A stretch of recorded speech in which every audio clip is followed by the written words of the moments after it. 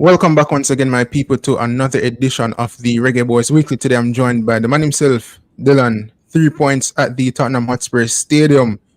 Warm welcome to the platform once again after a massive 3 points in the title chase, chasing down the leaders Manchester City. That game against Spurs, share your thoughts quickly. I mean, it was good. It made me happy. Pragmatic win. Yeah, I feel like I don't know. It was just so special. I was just really happy. Without Odegaard, without Declan Rice, seemed like no problem. Jorginho was pretty good in the game. Yeah, all the players played well. It was a team effort. David Raya, Havertz putting in big shifts again. I don't know. It felt like a game that was meant for us to lose, and we somehow got the 3 points out of the bag. Um, so yeah, special feeling. Any North London derby. I think it's the biggest derby in the Premier League. Or at least the one that most people have the most hype for. So yeah, good feeling. Well, I think in recent times as to why there's more hype surrounding the North London derbies because of social media. Yeah. And that's how I see it. Because like Liverpool, there's a fierce rivalry between Liverpool and United. There was a fierce rivalry between United and Arsenal, but none of these teams are like competing at that level again, where like the matches would be like really like that hot. You know what I'm saying? Like historically, but Arsenal and Spurs, if you look at social media leading up to the build up of these games, you have the AFTV of the world, you have the Turkish, you have the what's his name again from Spurs? What's his name? Expressions. Yeah, so the whole build up to these games is like there's a fierce rivalry still because social media pushes that. You can't go a season, you go across the season and you talk about Spurs and Arsenal. There's always a debate. You never really find a debate between Arsenal and United or Arsenal and Liverpool. There is a debate, but it's not like a season long debate. You know what I'm saying? But Spurs and Arsenal, they're always at it. Who go win the first trophy? Who go to this? You know what I'm saying? But yeah, it is what it is, man. But big up yourself, people. Once again, welcome back to the platform. Today we're going to talk about, before me to introduce the topics, we have a WhatsApp call-in number so you guys can finally call in instead of clicking the link, because I know it can be stressful for some people. So before I introduce the topics, people, once again, if you're just joining us, please go ahead, like, share, and subscribe. And let me give you guys the intro.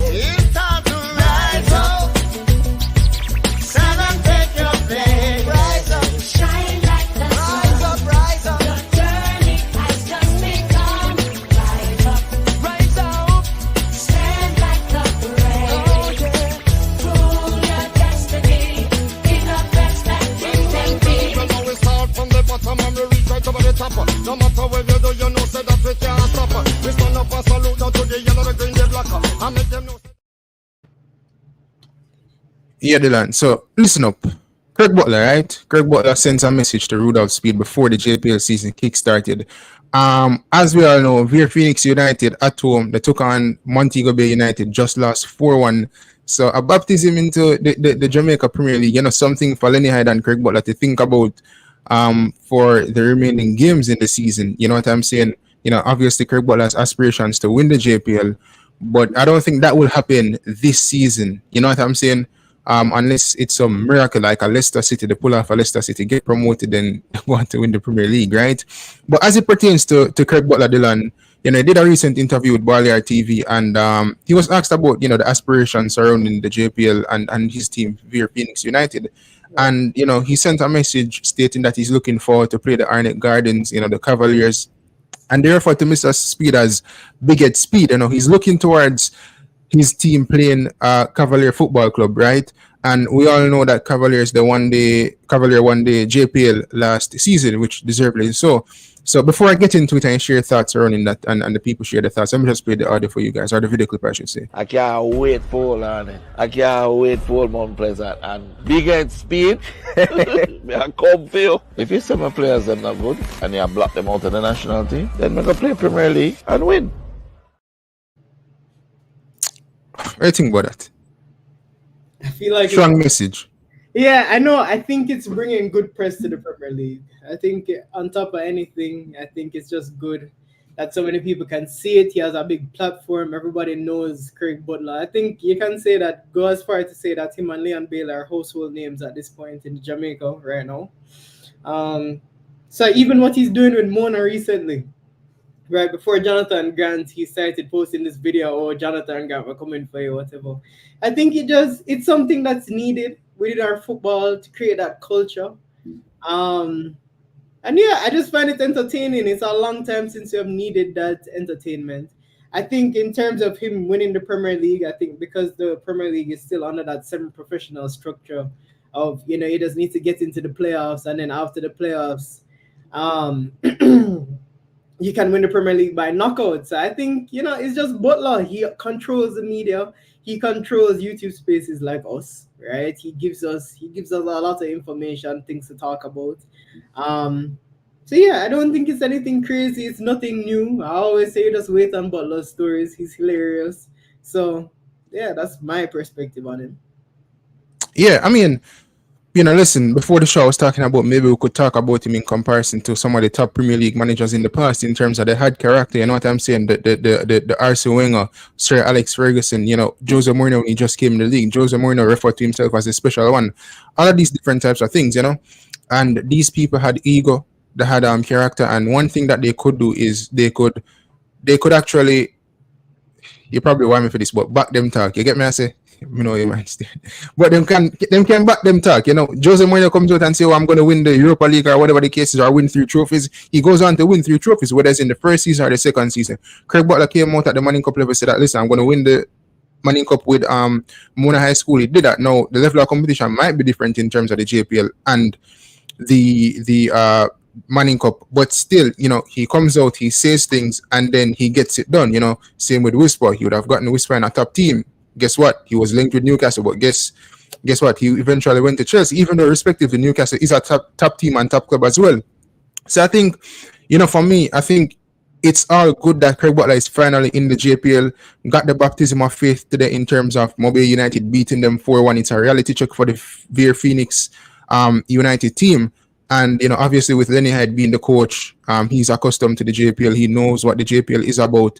So, they have to go back to the drawing board, do the homework, and wheel and come again in that respect, But I think in terms of the excitement that Craig will be providing, know that he's inside the JPL. It's not like he's an outside factor just giving an opinion.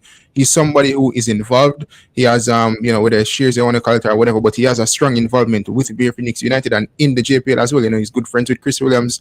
So I think we'll be hearing a lot more from Craig Butler for the upcoming, or not the upcoming season, but for the remainder of the season. New media, big up yourself.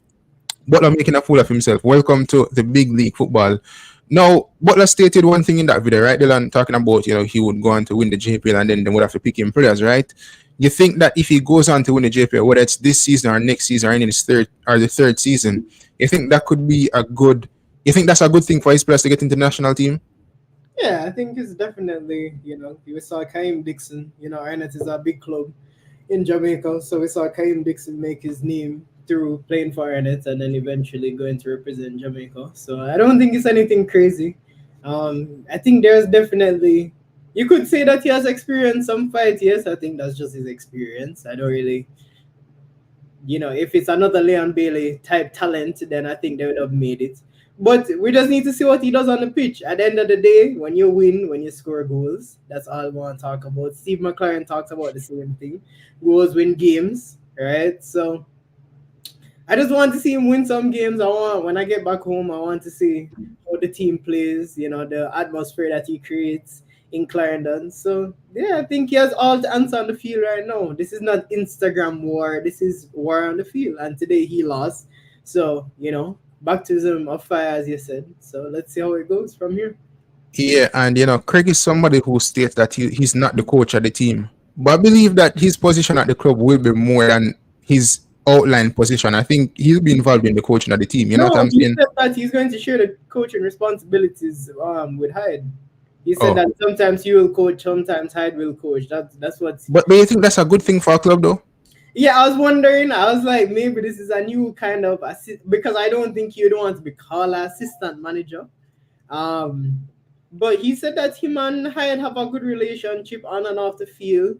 He did talk about Hyde very highly, and so I don't know. I think if he ends up winning, then what can we say? But as it stands right now, I've never heard of a system of where the you have two, full-time coaches going at it with each other. So, we'll see. Yeah, Lord, big up yourself. It Lord, say didn't will work today. So we'll see if it works next week and whenever their games are. Lloyd say, will Veer survive this season? Well, to be honest, I'm not really familiar with the Veer team. I'm trying to get familiar with them, like researching on some of the players and the recent transfers. So I don't have a conclusive answer for that as yet. However, with Lenny Hyde being there, he's known around the JPL. Also, Craig Butler is somebody who has experience in football. So I expect that I'm not going to say I expect them to survive. You know what I'm saying? But I don't think they're going to go down easily if they drop out of the JPL. You know what I'm saying? It ended 2-5, 2-5. 2-5? Yeah, 2-5. Oh, so I guess when the person sent that message, the game was still going on. I mean, at least them scored 2 goals, right? And yeah, it was 2 goals. They had 10 shots, 3 shots on goals, 3 shots on goal. Mobe had 10 shots, 4 shots on goal. So it seemed, they had a red card too. Who, Veer? No, yeah, Veer had a red card. Oh, so that probably contributed as to why them concede 5 goals. Yeah, 1 red, 3 yellow cards. So Okay. didn't watch the game, but based off that, I think that kind of paints a picture. Yeah, especially. And what minute was the record in? I'm going on the JPL app, so it's not very. I think it's still in development, so it doesn't say. But I can find it. Yeah, so for me, it's a baptism of faith for this Veer Phoenix United team. And I wish them nothing but the best this season. I wish Lenny had the best. I wish Craig Butler the best. But in terms of the coaching responsibilities, that's a bit weird, I think because if I'm a coach, I want to have my imprint on the team. If you're not a part of the coaching staff officially, then I don't see the reason as to why you would be involved in terms of coaching the team in any other aspect. I remember listening to Simon Jordan, and he was always saying that even as the owner of the club, I would never go into the dressing room. I would never try to tell the coach what to do because I hire you for a reason. You go there, you do your job. If you do your job properly, then everything is good. But if you're an owner or a chairman or whatever, and you're going to a coach and telling him like what to do, then obviously that's not a good thing. I know that he shares a close relationship with Lenny Hyde, but still Lenny Hyde is an individual in himself. He's still his own coach, if that makes sense. You know what I'm saying? So hopefully there's no fussing and fighting at any point in time. You know what I'm saying? But yeah, and once again, let me just play about the video clip for you guys. I can't wait for Lani. I can't wait for Mount Pleasant. And Big Speed, I come for you. If you see my players them not good and you block them out of the national team, then we can play Premier League and win. All right, so that's the man Craig Butler. Now, moving on. Also, people have the WhatsApp calling number 803-235-7127. So call in and have your say. Now, listen up, Dylan. Boom. Heimer Hallgrimsson, right? We all know Heimer Hallgrimsson. Popular figure amongst Jamaican football fans, especially Jamaican fans that support the national team. Now, we know that he left the job in July. He's with Ireland now. Played 2 games just recently against England and against Greece. Lost to back-to-back home defeats as well. So that's something for people to think about, especially Irish fans.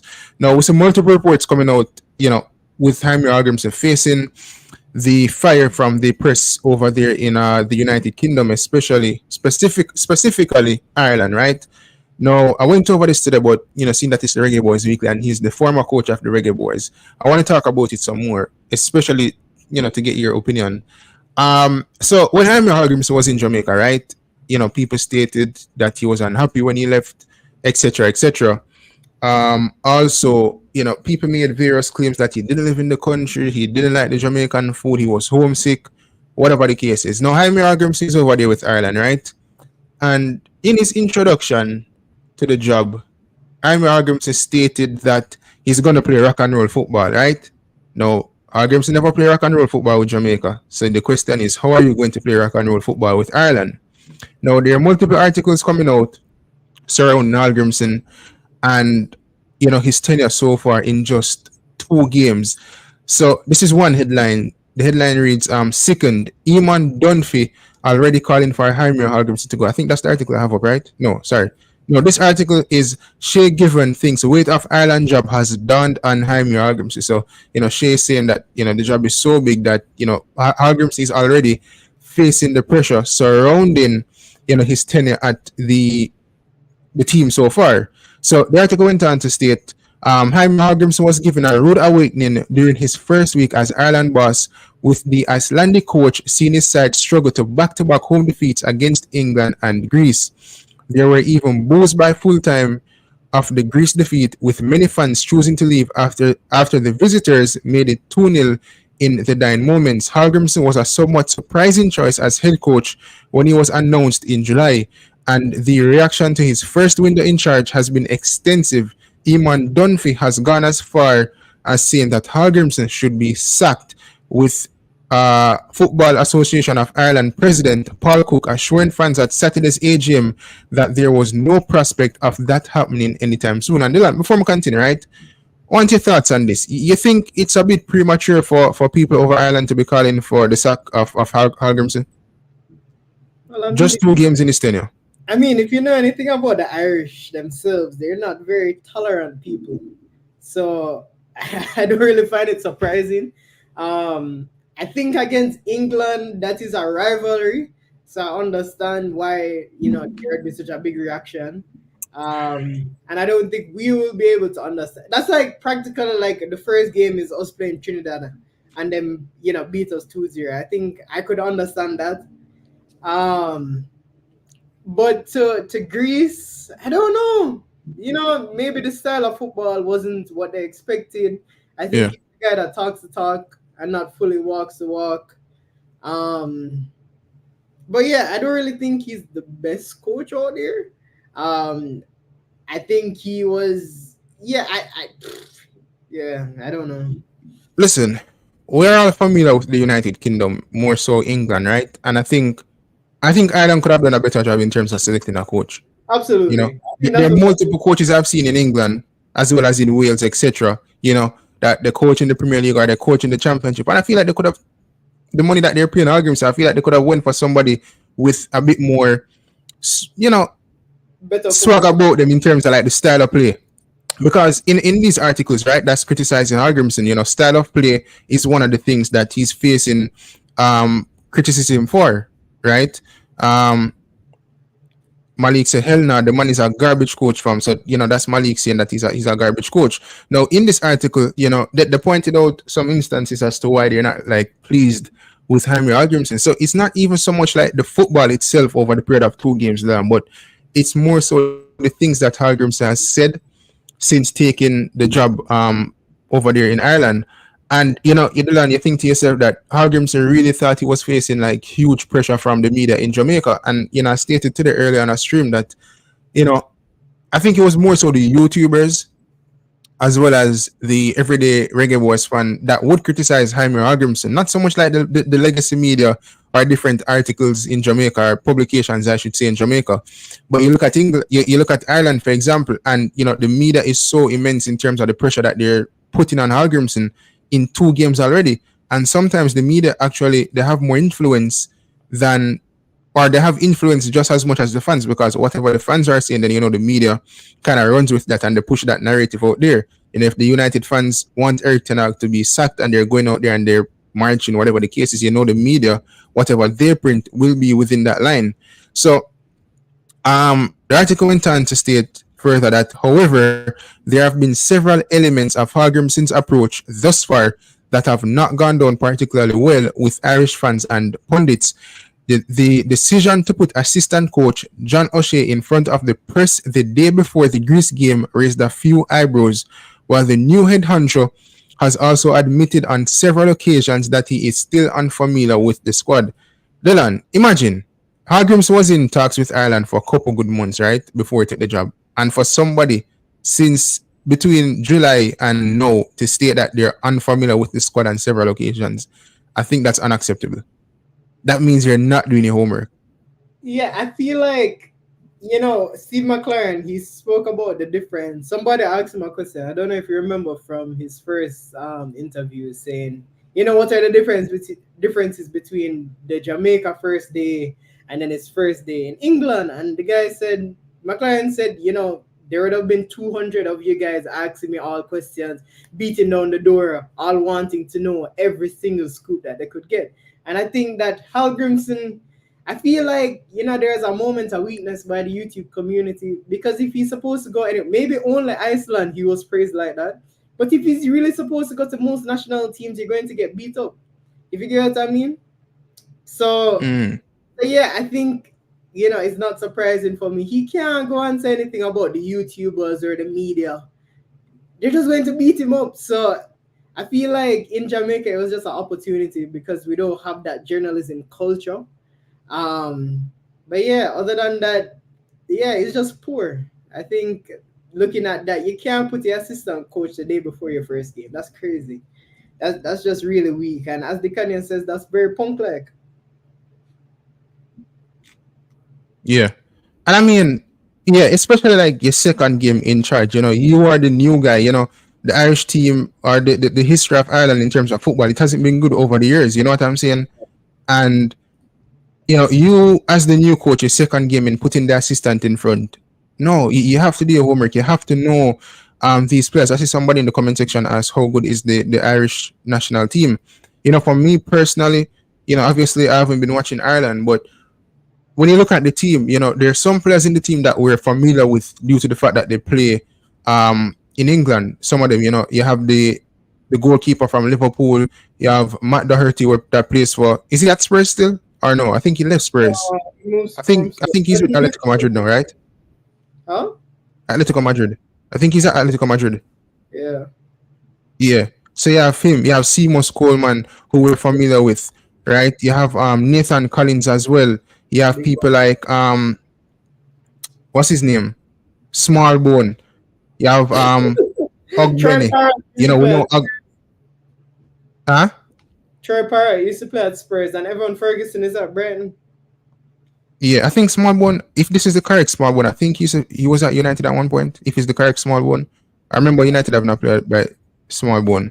So, Ogbenny, we know Parrott, as you said, was at Spurs. You know what I'm saying? Evan Ferguson, the striker down there, one for the future at Brighton. So it's not a bad team that, Ireland possess. It's not a bad team at the disposal of Heimer Hallgrimsson. I'm not going to make a comparison between Ireland and Jamaica because, as I said, I'm not watching them to make that comparison. However, Jamaica will have a good national team, right? But I think why Hallgrímsson is facing so much criticism is, for one, as people stated, Dylan, as the article stated, several instances in which, he has come out basically stating that he's not familiar with the national team. And, when he got the job, it wasn't like an overnight thing, whereas like Ireland, after the Copa America, just knocked on his door and like, oh, we wanted to take over Ireland. No, he was in discussions with them for a couple of months. So you're thinking to yourself as a fan, hearing these types of things that, well, you should have been doing your homework from then. But to show you how it's unfair, you're managing Jamaica whilst in discussion with our next national team. But then when you get into the job of that national team, you don't know nothing about them. You know what I'm saying? Yeah. Which, for me, that is unfair to the fans of Ireland. And this is why, or this is one of the reasons as to why he's facing heavy criticism over there in Ireland. Now, so he admitted on several occasions that he was unfamiliar with the squad. Article also went on further. He went on further to state it was most certainly a baptism of fire for Hallgrímsson against England and Greece, and it is an introduction that Shay Given believes will have revealed to the new man just how big a task lies ahead of him. Shay Given appeared alongside Damian Delaney in the Premier Sports studio on Saturday, with the two ex-Ireland players charged with dissecting what had gone wrong for Ireland in their Nations League openers. Given spoke on the introduction of Heimer Hallgrimsson and said that he believed the media and fan scrutiny on the performances will have been a rude awakening for the Ireland head coach. Shay Given went on to state, and I quote, "I don't know Heimir that well. We're all getting to know him. I think he realizes now what a big job he has taken with the media reaction and ex-players like myself and Damian talking about it. We'd love to be sitting here talking about 4 points or something, beating Greece and getting a draw against England, but we're not. Hallgrímsson has been candid in admitting he has sought the advice of assistant coaches John O'Shea and Paddy McCarthy, who worked with the team as interim coaches after Stephen Kenny's departure. Suggestions were made that this was O'Shea's squad or that Hallgrímsson had deferred to his right-hand man when selecting the team for the England game. After Hallgrímsson himself revealed the team had a strong O'Shea McCarthy imprint on it, Shea given questioned whether making such information public was a wise move. Shea went on to state, and I quote, "The thing that surprised me about Heimir, he came in and said, I left it to John and Paddy to guide me this week and all this. As Damian said, for the last 3 or 4 years, it hasn't been working for these players. Confidence is at an all-time low. As a manager, first and foremost, you are a leader. You come in and go. Right, lads, I'm going to do it my way. This is how we're going to set up. We're going to be really hard to beat and defensively solid. I was very surprised he even came out with that in public as well. Heimer Hallgrimsson now knows the level of scrutiny he will be under as he attempts to bring Irish football back from one of its lowest ebbs." Now, Dylan, in terms of the media in Jamaica, you talk about, we don't really have, our journalism is not like the journalism in the United Kingdom, especially England. You know what I'm saying? Now, obviously, it's showing that, Heimer Hallgrimsson was never facing as much criticism in Jamaica compared to what he's facing in Ireland. And earlier when I did that show, I said that there's one thing I always remember from Reggae Club. He told Coutinho, the grass isn't always greener. Now, Heimer Hallgrimsson facing this pressure. If he comes to lose like 2 more games in October against Greece and Finland, then he might be out of a job. After the Copa America, I don't think Hallgrímsson would have been fired by the Jamaica Football Federation. I think the common census was that he could still get the job done in terms of bringing us to the World Cup. Maybe, say for example, he was in charge for the Nations League games and he lost against Cuba and then Honduras. Then obviously you start to ask questions there. But I don't think directly after the Copa America, they would have fired him because even JFF was surprised in terms of when he left the position. You know what I'm saying? So you have to say what that. Yeah, I feel like the expectations were just completely different. And I think when you go to such a, strong country with, he's a white guy in a white country. He's the outsider in Ireland at the end of the day, right? And for us, Dicanio spoke about it a lot, that if Hallgrímsson was not white, we wouldn't have treated him like that.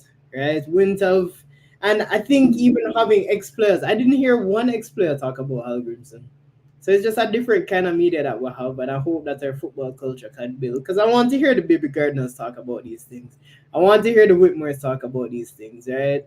So yeah, it is crazy to me that he would have posted that in the media. I think that's something that I would have hid, no matter what. And I think the comment that the person just brought up is true. Why would you bring that up?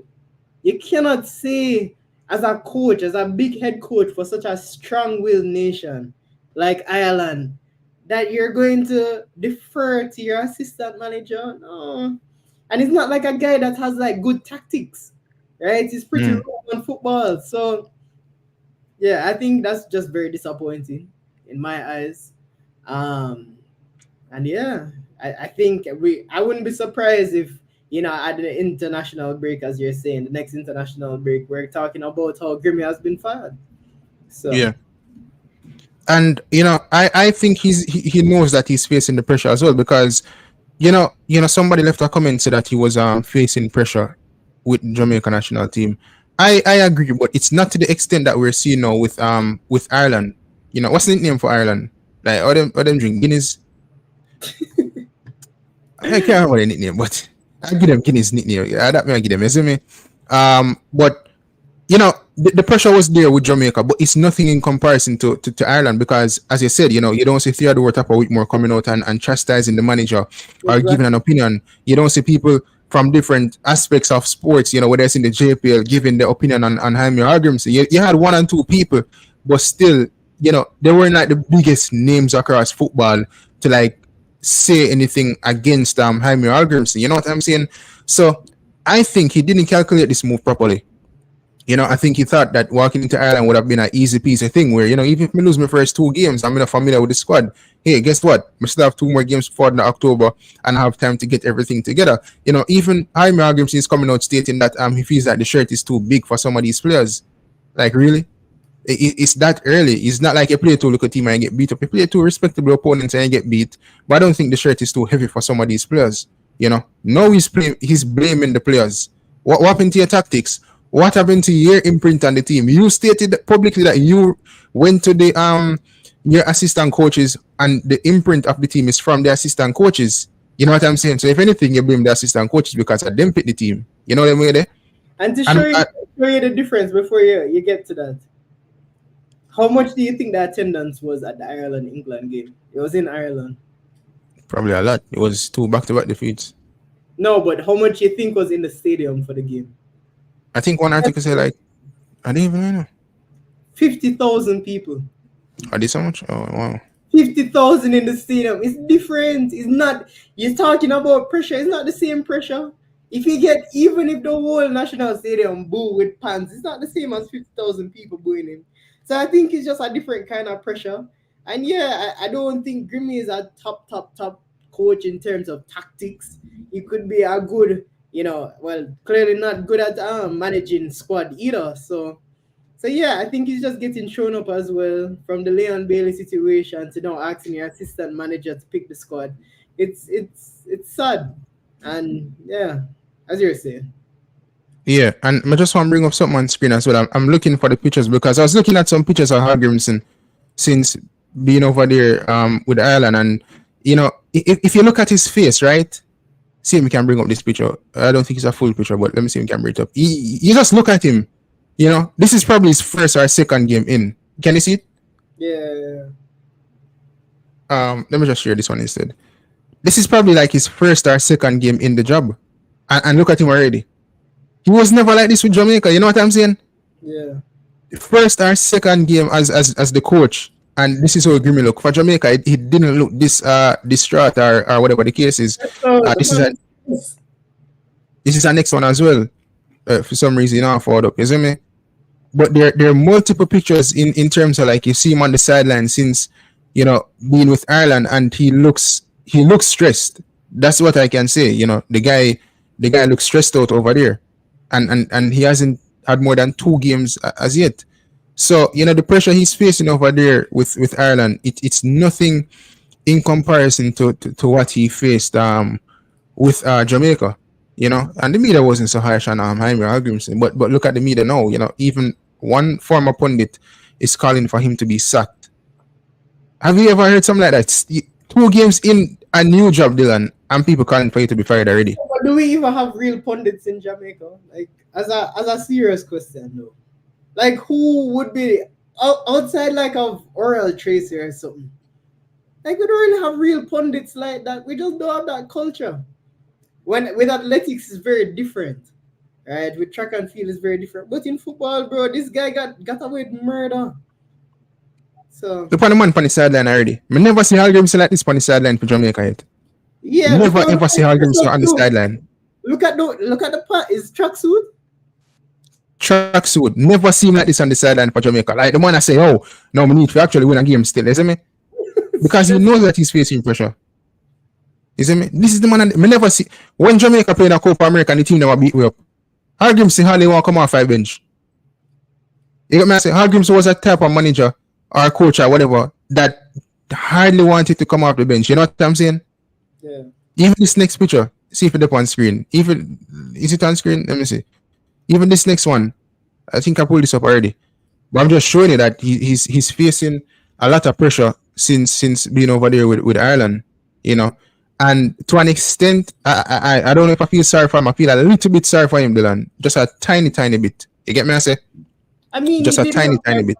He did help our process. At the end of the day, I think he definitely brought the squad together more, and he gave us a decent platform to where we are now. And hopefully McLaren can take that far. So I'm not very bitter with it. I asked him a question in an interview. That was my first time asking a question in a press conference. So that was fun. But yeah, I mean, Jano, I feel like he's just living off the legacy with Iceland. And it's just going to catch up with him now. Yeah, I think he's been exposed in that sense because before Iceland, he was in Iceland at the club level, but not like at the highest level. And then he was the assistant with Iceland. They went to the Euros and then he qualified them for the World Cup, which some people say was Lars Lagerbäck team and whatever the case. But still, if he never qualified with a year, say, or him not good or whatever the case is, right? Yeah. So he qualified, but then he went to Qatar. Obviously, the Qatar is it's not a league that we respect or watch. So we wouldn't know what Grimmy was doing over there. So if you look at his track record, it's nothing much to not gonna say nothing much to write him about, but you don't know how to judge him as a coach. But what we do know, seeing that he was with Jamaica, we know that he's 100% defensive. You know what I'm saying? And even this article, headline: second Eamon Dunphy already calling for Heimer Hallgrímsson to go. And even after the Copa America run that Jamaica had, you didn't really see articles coming out or anybody coming out stating that he should be fired. You know, maybe you have one and two fans, but you didn't see it in a publication. You didn't see it in the legacy media in Jamaica. You know what I'm saying? You didn't see it across CVM. You didn't see it with TVG. You never see it with any articles like Observer, Star, whatever the case is. You just never see it. And just 2 games in, people are a former pundit and fans as well. They're calling for him to be sacked. And funny enough, Dylan, even when he was appointed, it was a surprise appointment. Even fans over Ireland, they're saying like, yo, who's this guy? You know? I said, who is brother man? We don't know about him. And that shows you the high expectations that the fans have, because the fans probably thought that they would have brought in somebody that they maybe know about or can go easily research about. You know, you research about Heimir Hallgrímsson, there's little to find. Right. Other than his time at Jamaica and with Iceland, you know. Is that enough to make a proper judgment? So in this article, headline is second Eamon Dunphy already calling for Heimir Hallgrímsson to go. In days gone by, the main event on such a dire night in the Aviva Stadium as Tuesday's defeat to Greece would have been the post-mortem from John Giles, Liam Brady, and Eamon Dunphy in the RTE studio. Perhaps it is a testament to how low and ebb Irish football finds itself in that last night saw the first signs of similar anger being replicated by the current players on the RTE panel. However, nobody does it quite like Eamon Dunphy, and the former pundit has already made his feelings clear on the new coaching team for the men's senior team. Writing in his column in the Irish Mirror, Dunphy made a less than flattering comparison between head coach Heimir Hallgrímsson and former British Prime Minister Liz Truss. Dylan, every time I read this, I have to laugh because we know the situation with Liz Truss, right? So, made a comparison between the former Prime Minister of England. This next part of the article says Eamon Dunphy makes Liz Truss Heimir Hallgrímsson comparison. Eamon Dunphy dissected Tuesday's bleak 2-0 home defeat to Greece in the Irish Mirror on Wednesday. The 79-year-old suggested that the back-to-back defeats to England and the Greeks marked an all-time low for the Irish national team. Ian went on to state, and I quote, "I am baffled, I am frustrated, I am hurt, and I am sickened. And I'll tell you why. At 79 years of age, I have never seen things as bad as they are now. This is an all-time low. We are in a worse state now than we were in this time last year. In fact, we are at a worse state now than ever." Dylan, need your thoughts on this. Imagine 2 games in the national team, right? And a man that is 79 years old, so you know, so the man live for a long, long time. The man watch Irish football for a long time. And since Hallgrímsson come in for just 2 games, the man said this is the worst it has ever been. Imagine. What you have to say about that? No, the media is actually like going after him for real. But hold on, let me tell you. Let me show you an example of this. Look at this. Real baller, respect. But like, well, I never me call him punk still. I never me call him punk. No, it was me. But I'm saying anywhere else in the world, if you watch any other kind of channel, right, with people that are really passionate about football, right, when Arsenal was in the mud, when Chelsea, Spurs, any of those people calling for people's head, bro, it's just a different level of passion, right? And it's the same thing the other person is saying. It's just a passionate thing about football that Jamaicans just don't have. We're more passionate about our football teams, our top 6 teams with clubs where we can't even buy the real jersey, right? Than our own national team. So I think it just shows, like, I've always said that Jamaica don't really have that football pedigree. We love football, but we don't really have the real mentality for it. And yeah, it doesn't surprise me. You know, Grimmy does not play entertaining football. It's only pragmatic. It's only pragmatic football, right? So... Chancellor and saying, what's the JPL score? I know that let me look. Veer was 5-2. Mobile United beat Veer Phoenix 5-2. If I can just pull them up quickly, Dylan. But we'll get back to you, Chancellor. We're going to tell the score. It's 5-1 the Veer game end. So then why? 5-1? Yeah, 5-1. Come like you got to rule out a goal. beating Portmore United 2-0 right now. Yeah, that's it. Yeah, so let me just get back into this article. So, as the former pundit is saying that, at 79 years of age, I've never seen things as bad as they are now. This is an all-time low.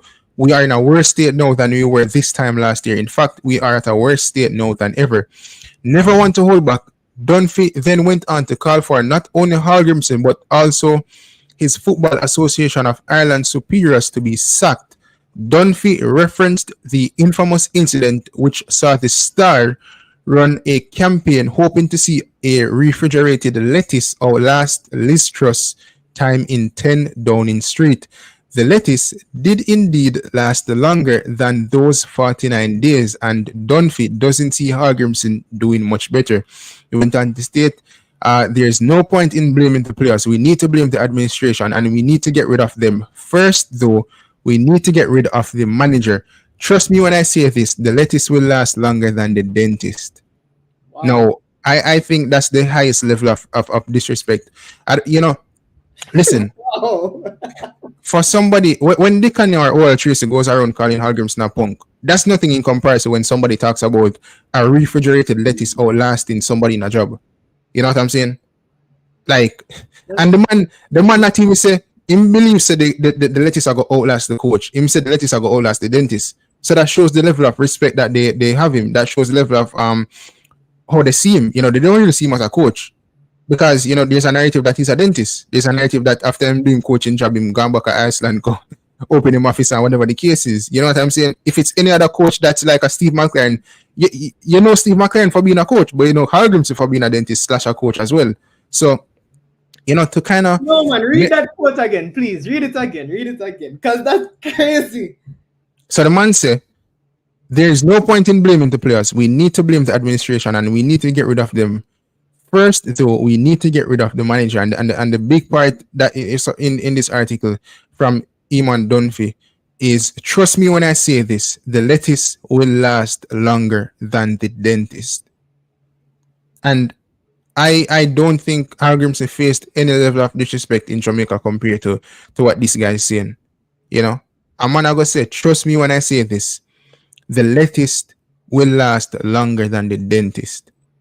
Hallgrímsson has a tall order on his hands to pick his players back up and get them motivated for next month's Nations League doubleheader against Finland and Greece. Eamon Dunphy may be jumping the gun somewhat by calling for his dismissal after only 2 games, but judging by the response from fans in the Aviva Stadium on Tuesday night, patience may well be running thin. Now, my question to you, Dylan, Finland and Greece coming up. I think 1 out of the 2 games is at home. If he loses those 2 games, you think he'll be sacked?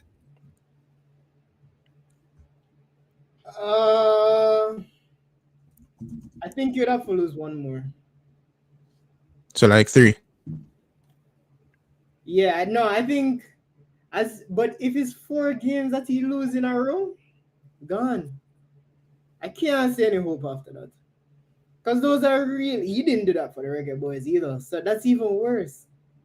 If you get what I mean? So, yeah, I don't. And we know how he is when he's dejected. We know how he is when he doesn't care. The look on him face is just a whole different thing. Just sit down on the bench, wrong and strong. Right? And Sean, bless up for the super chat. But yeah, I hope if he does the same things that he was doing at his last days in the Reggae Boyz shirt, I'm more concerned for his safety because those fans are crazy. 50,000 fans is a whole different animal. Irish people are different. And yes, Guinness thing was right. But yeah, I don't know. That's right. Real about so when did you lose faith in Grimmy? I did in the Ecuador game. He didn't give 1 ras. He knew he had an agreement in principle with what is with Shamrocks. Yeah. Honestly, I don't know if there was a specific game in which I lost faith in Grimmy. I think one day I just wake up and just lose faith in him. You get me? I say it wasn't no defeat in specific when I say, yo, he must be good at this game. It was just like I wake up one morning and I say, I really rock with that money again. Like we used to defend him, but the morning when I wake up, yeah, I just never like really, rate him again like that. You see me? Real Albaala, RN say real baller and Grimmy. He's saying Grimmy was demanding incentives for qualifying for the Copa America. Yeah, I hear that's something with some contracting that demand some more money, whatever the case is. You know what I'm saying? But to the next article, Hallgrímsson did respond. So he responded to the criticism, and the headline surrounding this one coming from the Sun is the Irish Sun. I wonder if they're just as bad as the English one, but you don't know, United Kingdom. So the headline is Ireland boss Heimer Hallgrimsson claps back at delegation's criticism, citing you will see more of it. Heimer Hallgrimsson has dismissed criticism of his delegation of responsibility and said you will see more of it. So what he's saying, Dylan, is that in terms of like the assistant coach coming out in the press conference for the Greece game, obviously people criticize him for that, right? And he responded in stating that you will see more of it. You know what I'm saying? So it says Heimer Hallgrímsson has dismissed criticism of his delegation of responsibility and said you will see more of it. Now, Dylan, if this is really and truly his response to this, I think they have to fire him. Really and truly. Because you put somebody in front of the press conference for the Greece game, you just come into the job, and your response is that you're going to see more of it.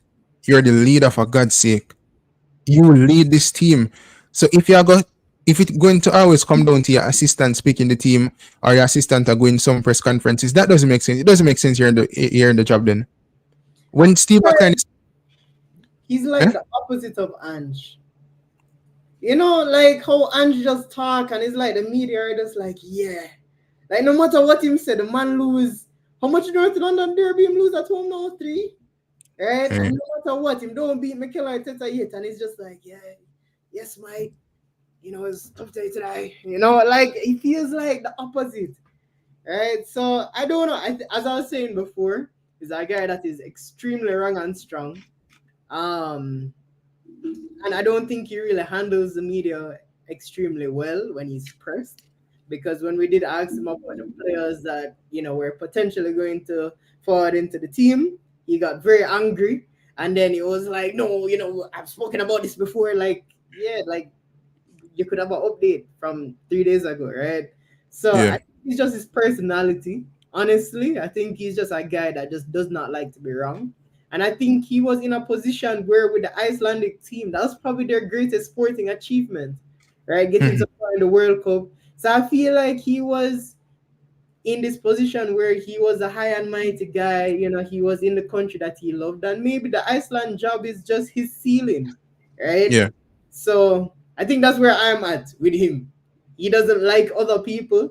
Maybe he's just an Icelandic, patriot or something. But yeah, that's where I'm at.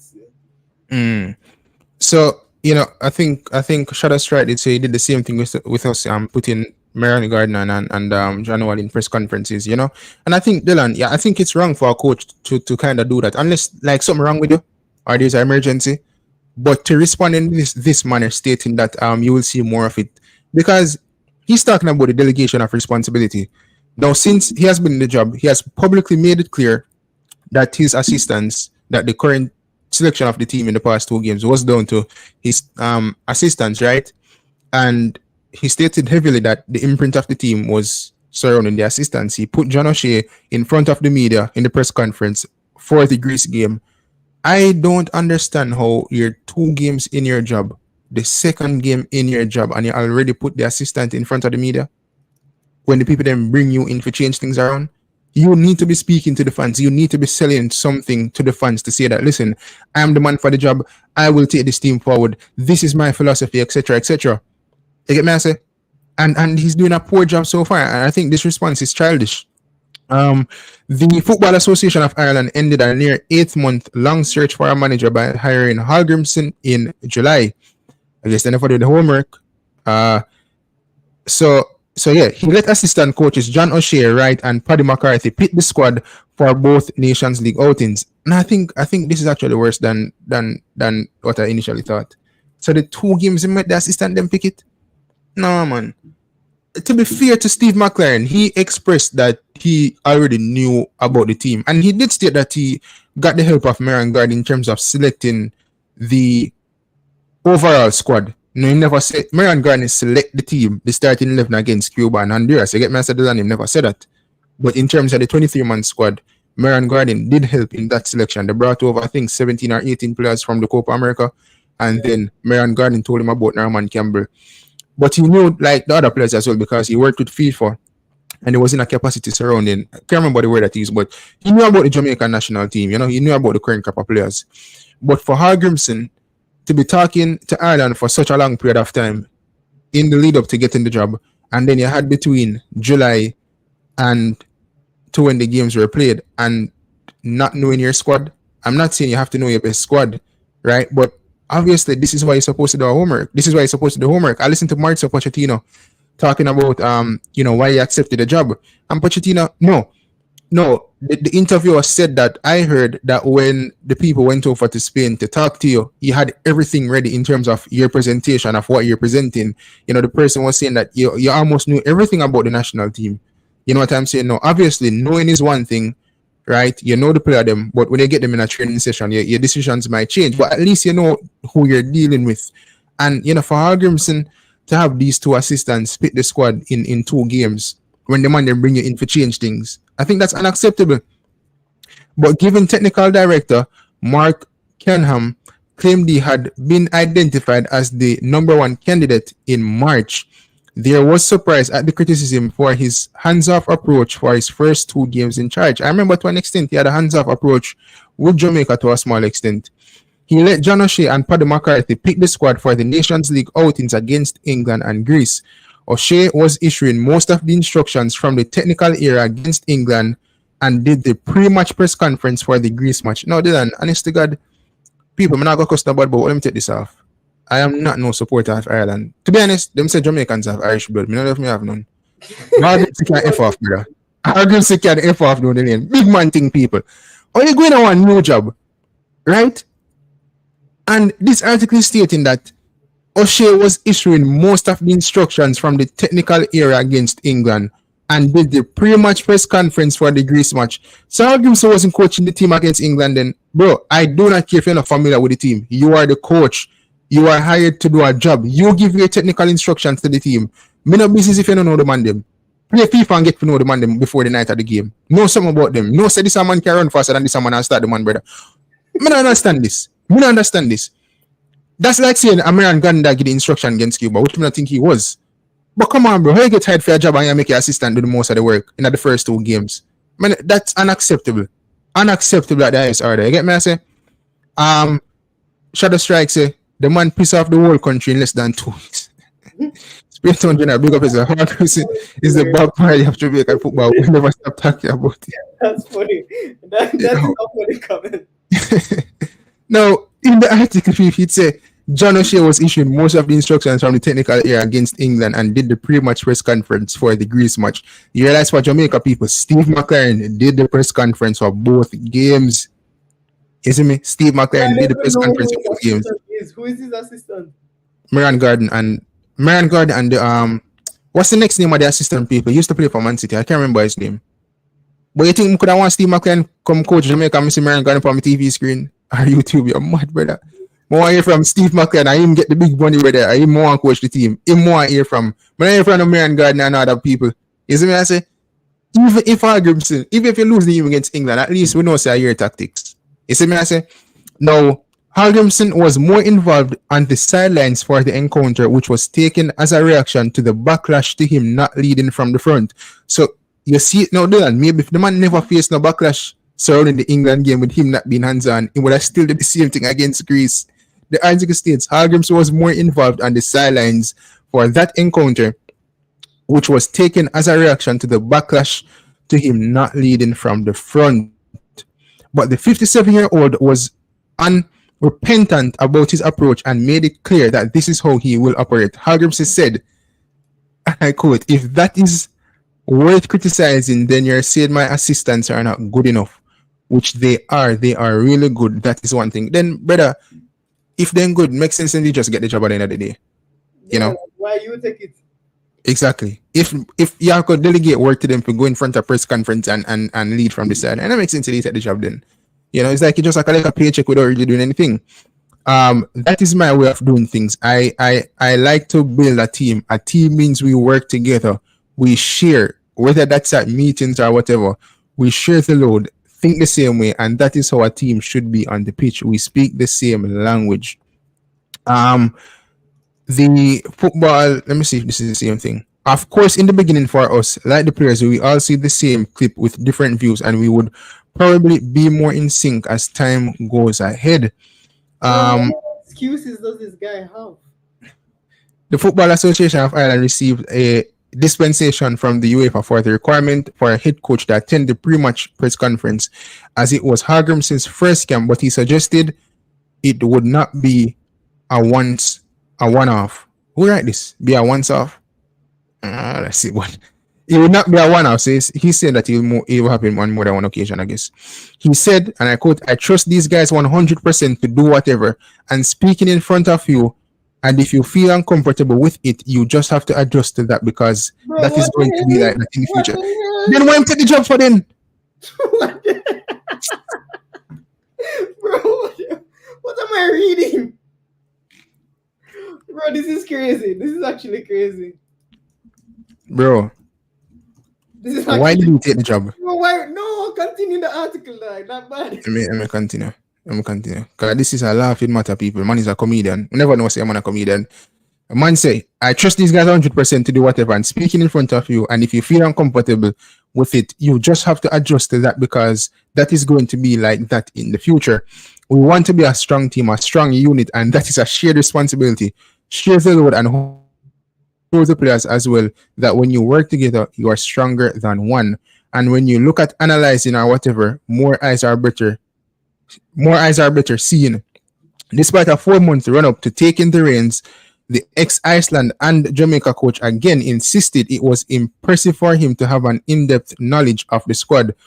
That has raised eyebrows in football circles, with many believing he should have been making a point of meeting key players in advance of them meeting up to get to know their character, as many, but not all, of his predecessors would have done. Remote work. Yesterday, he again opted to watch matches on Wisecout in Abbottstown rather than attend a game in person, which could afford him the opportunity to meet Irish players afterwards. He said, like I said in the beginning, "I don't know everything about the players. Oh my God, I can't do that. So I have relied a lot on John and Paddy this first camp to tell me about what kind of player is he, what type of personality is this player. I might see it in games, judging from that, but you learn more about a player from a few games you watch. I've relied a lot on them. I've been extremely happy how they have conducted themselves. Like I said when I took over, it is unusual as well as to have an interim coach taking the assistant role after being head coach for 4 games. It just shows the personality of John, how he loves his country, what way he is willing to do for the country. But if you're unhappy with him talking, if you want to criticize that, then you are saying something I don't agree with." And this is its running article. And in conclusion, I think my opinion is that, or my question would be, why did you take the job in the first place? You know what I'm saying, Dylan? Why? It sounds like the assistant them, obviously he's saying that, he doesn't know the players. But surely, instead of watching Wisecout, go on at the game, them and watch 2 of the players, them and talk to them in person after the game. Steve McLaren literally had a massive broken leg or some surgery. The man fly come to Jamaica, the man fly go back to England, the man meet with Leon Bailey, you see me? And the man said to Bailey, "So you want to about Bailey?" So alright then, I forward back. How hard is it? You know what I'm saying? Bro, the man is lazy, dog. I'm lazy. People are gonna wrap up now still, but I'm just at the last comments. Grimmy Hangover, why are we still discussing him? No, see, I just have to bring these things to light because people did say the Reggae Boyz fans negative, and I'm showing you that the fans never negative. The fans, they just see some stuff where they never appreciate. Shamidan, big up yourself. Mulberry versus Racing's 4-1 full time. The score is always a change. Krista, big up yourself. How is this relevant to the Reggae Boyz? From like y'all stalkers, y'all are stalkers. Grimson gun. No, stalkers reaching at this still, but any former coach is still relevant to the Reggae Boyz. I get me, I say, and it's still fresh. But I'm just highlighting the people that the fans were not negative. The fans saw something in which they were not pleased with.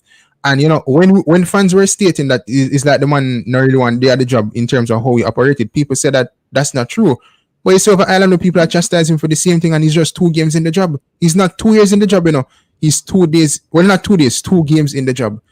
But people, listen, we reached the end of the show. Before we go, we have the punk of the week, and no, not the punk of the week. Sorry, star of the week. And for this week's star of the week, it goes to none other than, I think Dylan will love this, Mikel Arteta. Obviously, Arsenal went on to beat Spurs 1-0 fashion. Gabriel Magalhaes, the Brazilian centre back, scored the goal, leaping header. He's always good on set pieces in terms of scoring goals in that sense. So, congrats to Arsenal, hard fought victory. Spurs once again, not good enough. I remember last season they were like, "Oh, we don't need Hurricane, but might need Hurricane now." Is what I say. But that's the stuff. Before I head out as well, people, please go ahead, like, share, and subscribe if you're new to the channel. And Dylan, your last thoughts surrounding Arsenal. You think they'll win the league this season? Too early. Too early? Next week. I might have to be confident, man. No, But people, we beat bring up City, on yourself. then I'll go crazy. But for now, All right, so Pep Guardiola, you don't know the business already. You don't know the maths, is what I say. Yeah. But anyways, people, once again, Speed is here. huh? Who? Rudolph Speid. Where? He sent I think I fake Rudolph Speid that still. What did he say? Laughing emoji? calling. Huh? What's up, Peter? You going to call in? I don't think I really speed that. Cavaliers play today? Somebody would make their name Rudolph Speid. What the hell? I know Rudolph Speid that, man. Cavalier they play today. If Cavalier play today, Mr. Speed down the time for them on YouTube. Need to focus on in team and Craig Butler. You see me? 10 shots off time. I think Mr. Rudolph Speid name purpose still, but if you had the fake speed, big up yourself. Although I'm not thinking I fake speed, but big up yourself anyway. Any speed it be. Could have the B-Tech speed. Big up yourself. But anyways, we're gonna go people. Once again, big up on yourself. Time for the outro. Yeah.